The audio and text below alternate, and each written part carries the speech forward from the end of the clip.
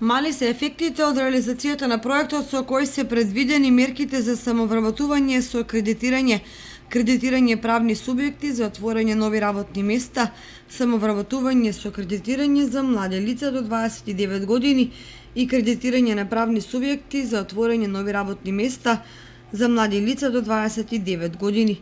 Затоа Агенцијата за вработување допрва ќе прави анализа и ќе изготви заклучок со прецизни податоци кои треба да дадат јасна слика за досегашната имплементација на проектот.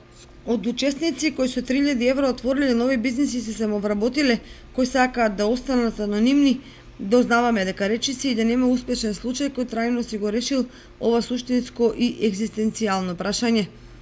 Наместо бизниси благосостојба, тие најчесто се соочуваат со безизлезна состојба. Па откако ќе ги потрошат парите и ќе видат дека не оди, едноставно креваат раце, иако се свесни дека им останува сериозна обврска и издатоци да ја згаснат фирмата и да го вратат инвестираното во нив.